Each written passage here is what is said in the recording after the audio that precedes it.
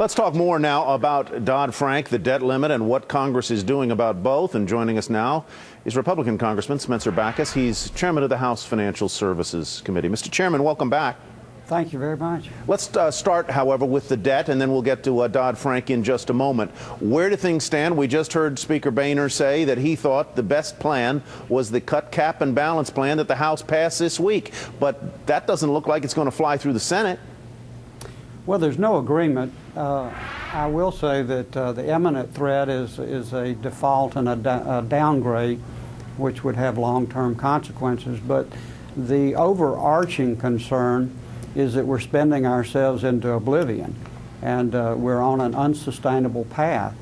And if we don't address, if we raise the debt limit and we don't address this out-of-control spending, we'll be back here in a month or 2 months or 3 months, and the situation will even be worse, and the hill will be steeper.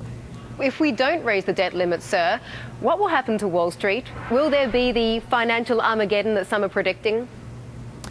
No, but I tell you what, I wouldn't want to roll the dice. We really don't know because we've never been here before. But I can tell you the consequences would be negative, and I can also tell you that the Republican leadership is committed to raising the debt limit but addressing the spending. And the spending is the problem that the Democrats have really offered nothing more than talking points. Do you care how Wall Street feels about the debt limit raise and the possibility of default? Well, as they represent, Wall Street is sort of synonymous with our financial structure. And we on Main Street, as we learned in 2008, 2009, we're very connected with Wall Street. So yes, I care very much about what Wall Street thinks as well as Main Street. Could you possibly get behind a plan like the one that was put forward apparently earlier in the week by the so-called Gang of Six in the Senate?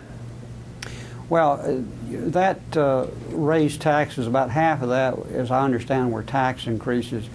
And, you know, our really spending is at about 25%, but our tax rate is about 19%. And long term, what we need to do is bring our spending down, not drive our taxes up.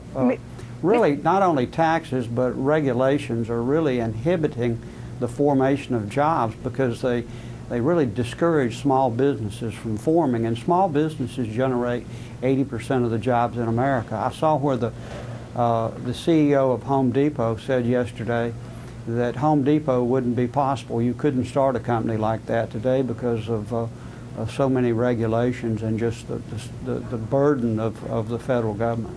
Mr. Chairman, you're trying to make some amendments to the Consumer Financial Protection Bureau. Do you think you're going to be successful in making those amendments? Yes, and you correctly said amendments. We're not trying to kill it. That's been totally misrepresented. Republicans stand strongly behind consumer protection. We, however, think that safety and soundness has to be considered.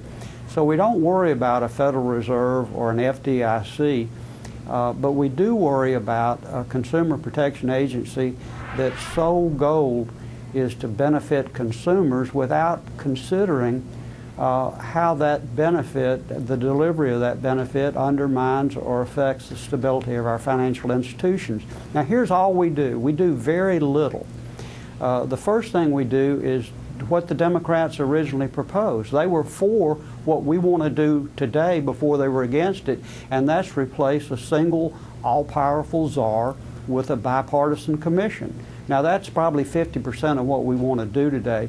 We also think that since you only have a single director particularly, that there ought to be some review process, some reasonable way to review their decisions, and that's not possible. Now, there's a sham review, but to review it, you have to have a supermajority of the FSOC board to determine that a rule would bring down the whole financial system, would cause our economic system to collapse. Now, can you ever perceive of one rule that would bring down the American economy? No. It's usually, you know, a death by 1,000 lashes.